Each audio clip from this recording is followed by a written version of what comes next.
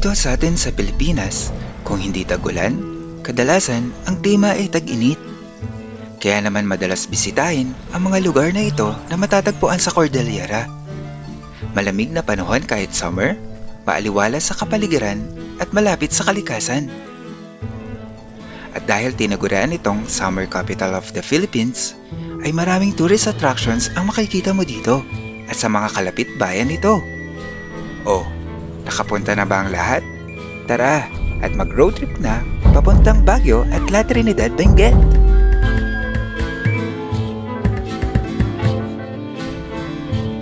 This is FX Adventures and welcome to my vlog.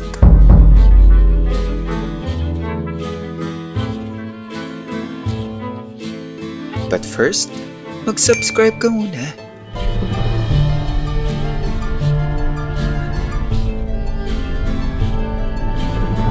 Adventure Sumayras, let's go! 4 hanggang 6 na oras ang biyahe mula Metro Manila papuntang Baguio depende sa daan ng iyong tatahakin. Sa panahon ngayon, ay napadali ang pagpunta dahil sa mga magkakasunod na expressway na konektado dito.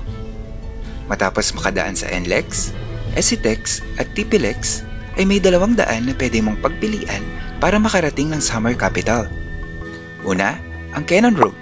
Ito ang pinakamabilis sa daan, ngunit minsan ay mapanganib lalo na sa panahon ng tag-ulan.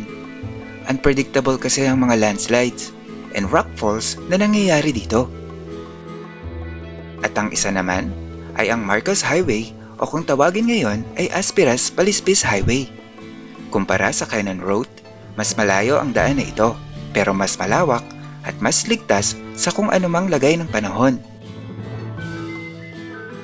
At dahil maganda ang panahon ng aming biyahe, ito na ang magandang timing para piliin ang Cannon Road.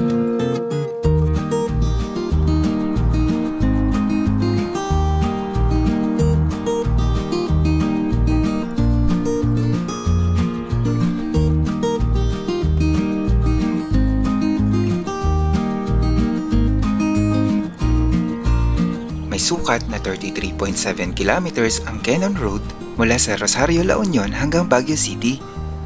Sa pagtahak sa daan na ito, ay maraming magagandang tanawin ng mga ilog, kagubatan at mga bulubundukin ang makikita mo. At syempre, di pwedeng hindi mag-stop over sa popular na Lion's Head.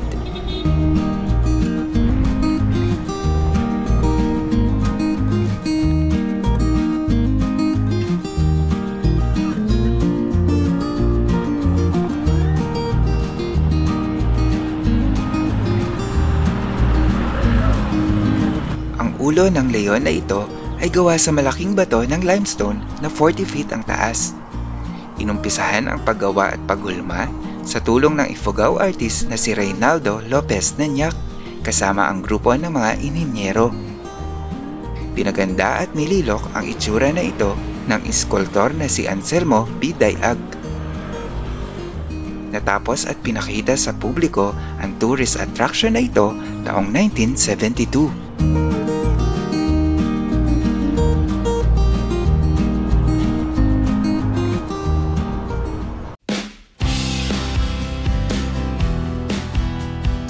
Lumipas ang ilang minuto ay tanaw na ang mga bulubundukin at mga kabahayan sa mga burol. Sinyales na ikaw ay nasa syudad na ng Baguio.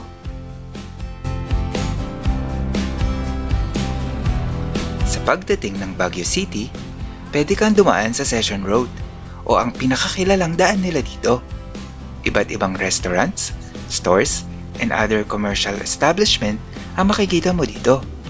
At convenient sa mga kailangan mo bago dumiretso sa iyong tutuluyan. Konting lakad ay kalapit lang din nito ang Our Lady of the Atonement Cathedral o mas kilala bilang Baguio Cathedral.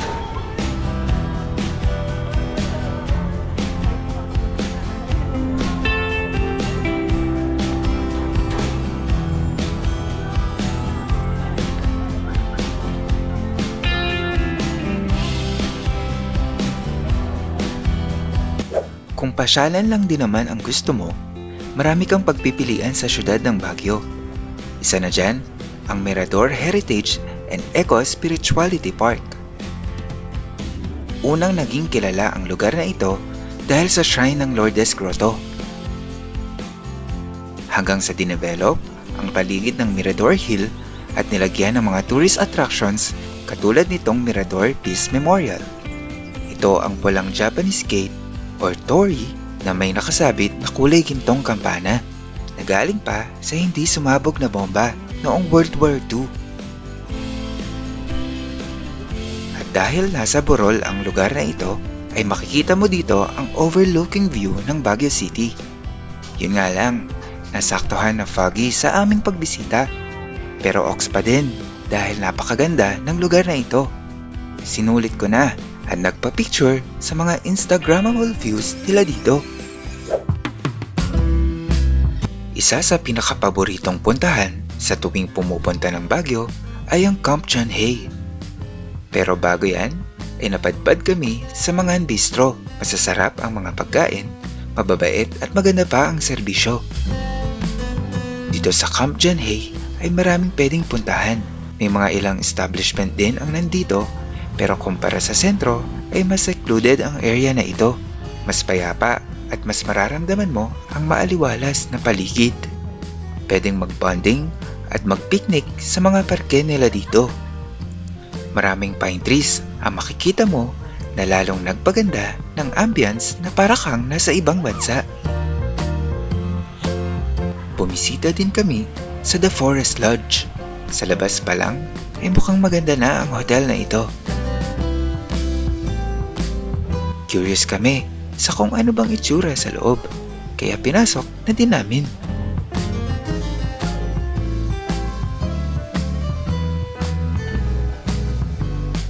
Napakaganda at nakaka-American ang vibes dito.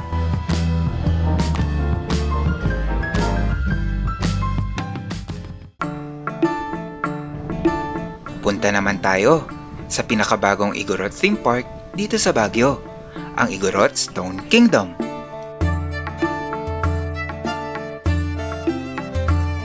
Sa pagpasok mo pa lang dito ay mamamangha ka na sa kakaibang parke na ito. Ibinahagi ng may-ari na si Pio Velasco ang inspirasyon niya sa pagkakagawa ng 6,000 square meter na park na ito. Anya, mayroon daw siyang nakitang isang puting kalabaw sa mismong lugar kung saan itinayo ang Stone Kingdom. Hudyat na siya ay magpursigi sa pagtayo ng parke kung saan maipapakita niya ang kanilang kultura bilang mga Igorot.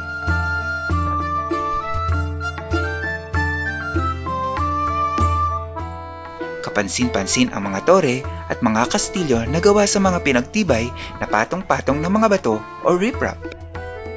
Makikita mo dito ang Fertility Tower, Tower of Igorot God Kabunyan, and Tower of Gatan and Bangan, na lahat ay parte ng makulay na kasaysayan at kultura ng mga Igorot. Huwag kakalimutan na magbaon ng tubig at magpahinga ng kaunti sa tabi dahil hihigalin ka sa kakaakyat sa mga tore.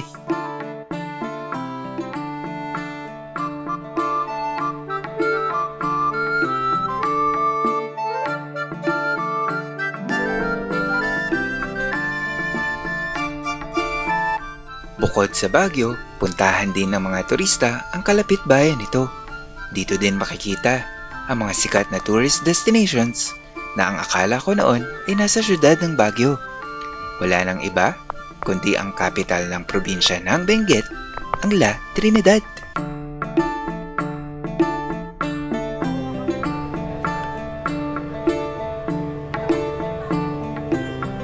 Unahin na natin ang Chinese temple na ito na matatagpuan lang sa bungad ng La Trinidad.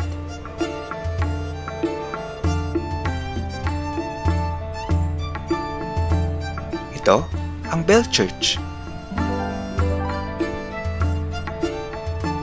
Ang lugar na ito ay isang religious and cultural site ng mga local Chinese-Filipino community. Maganda ang tanawin at ambience sa templo na ito at para ka na ring nakapunta sa bansang China.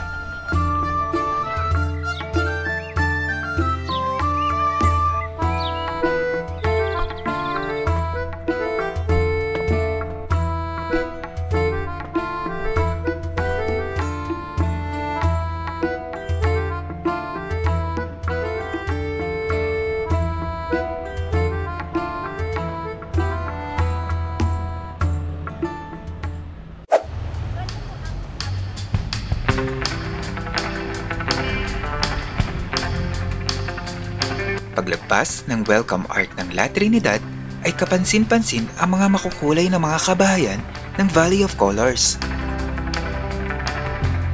Ito ay tinatawag din na Colors of Stobosa, short term para sa tatlong komunidad na matatagpuan dito, ang Stonehill, Butiw-Tiw at Sadyap.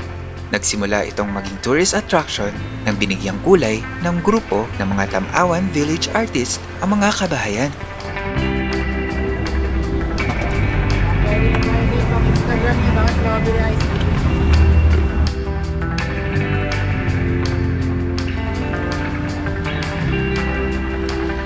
Saktong pang-agahan, ang strawberry flavored taho na ito. Try natin! Sa pagtahak namin ng Halsema Highway, kapansin-pansin ang mataas na gusali na makikita sa dulo bago lumiko ang daan.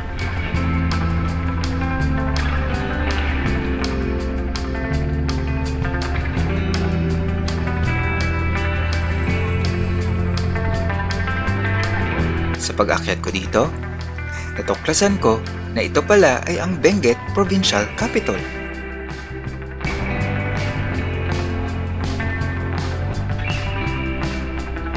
Tanaw din dito ang komunidad ng La Trinidad.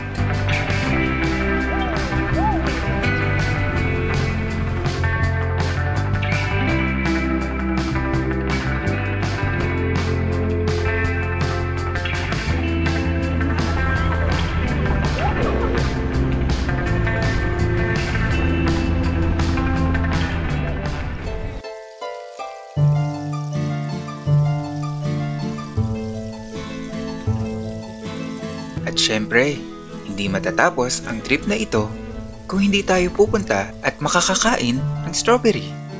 Top 1 on the list, napuntahan sa La Trinidad ang mga strawberry farm.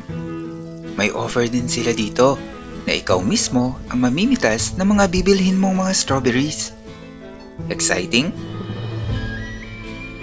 Chance mo na din ito na siguraduhin na in all good condition ang mga presang mabibili mo.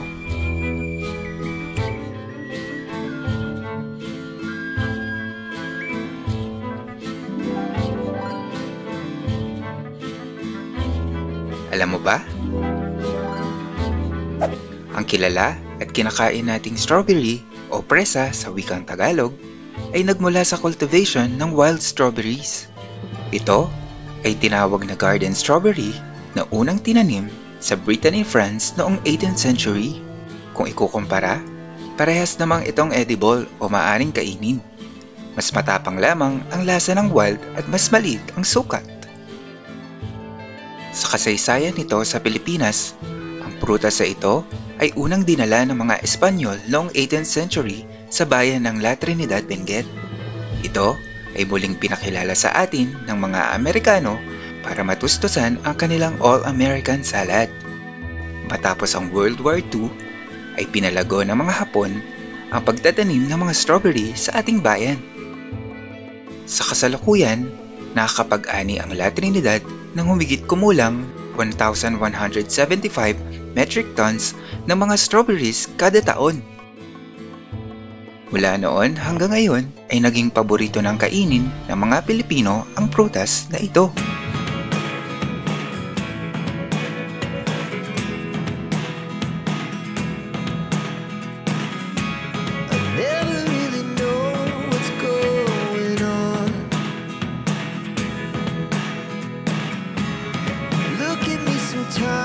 Natapos na naman ang isang gala natin mga ka-FX. Sa mga nasaksihan natin, ay talaga nga namang punong-puno ng kulay ang kultura ng Baguio at La Trinidad.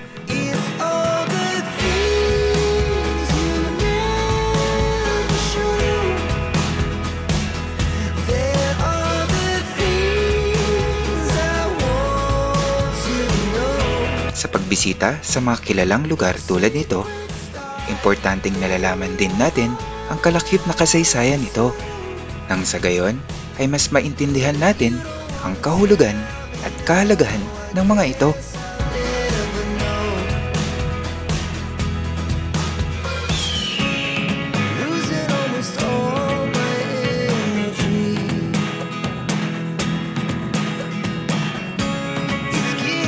O paano mga ka-FX? Hanggang sa muli nating paglalakbay. Paalam!